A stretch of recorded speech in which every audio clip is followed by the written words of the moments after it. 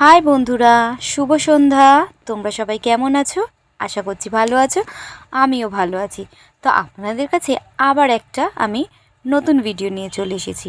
আমি এতদিন আপনাদের সাথে শেয়ার করেছিলাম আমার মেয়ের বার্থডের কিছু পিক।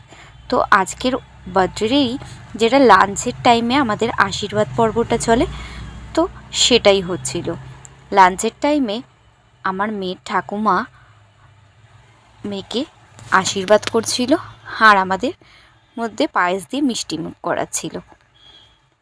এইভাবেই ঠাকুমা ওকে আশীর্বাদ করলো, তার সাথে একটু তেতো খাওয়াচ্ছিল। একদম না না করেই যাচ্ছে। দিয়ে এই যে জল খাওয়াচ্ছে।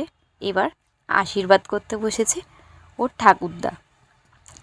ঠাকুরদা আশীর্বাদ করছে, আর সবাই অনেক রকম অনেকের কথা বলছিল। আমরা সেই সব নিয়ে হাসাহাসি করছিলাম।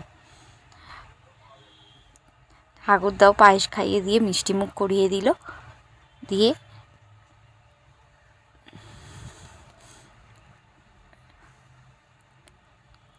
ঠাকুরদা যখন টাকা দিয়ে আশীর্বাদ করলো, তখন ও খুব খুশি।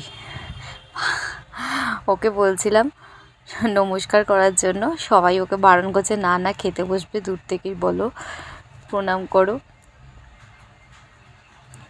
যে দূর থেকেই ও প্রণাম করলো। দিয়ে এবার ওর পিসি বসেছে আশীর্বাদ করতে। পিসি আশীর্বাদ করলো। একে একে ঘরের সবাই মিলে আশীর্বাদ করছিলেন। পিসি পায়েস খাইয়ে মিষ্টি মুখটা করালো। শ্বশুরমশাই খাটে বসেছিলেন, আর এবার এসছে ওর বড় মা।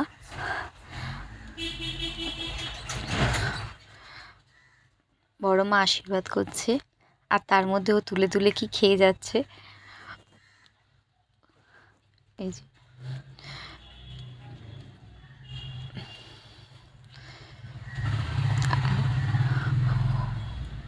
ওর ধৈর্য খুব কম, ও যে কখন খাবে তাড়াতাড়ি সেটাই ভাবছে। তার মধ্যিখানে আশীর্বাদের মধ্যিখানে ও তুলে তুলে খেয়ে যাচ্ছিল। আমরা সবাই ওর সাথে হাসাহাসি করছিলাম। এরপরে এলো ওর বড় বাবা। বড় বাবা আশীর্বাদ করলো, করে অনেক কিছুই বলল।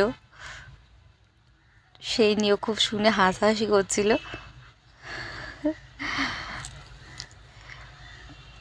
এই যে পায়েস খাওয়াবে কি খাওয়াবে না, এই যে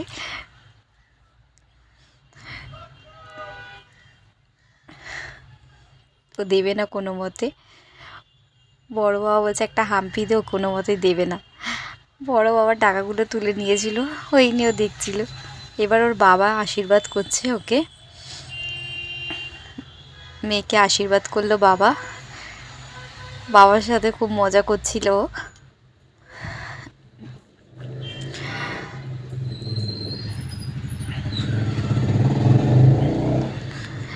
বাবার পরে এলাম আমি। বুঝতেই পাচ্ছেন, আমি হলাম ওর মা। আমি ওকে আশীর্বাদ করলাম যে তুমি একজন ভালো মনের মানুষ হও, সুস্থ থাকো, ভালো থাকো। ভগবানের কাছে এই প্রার্থনা করি,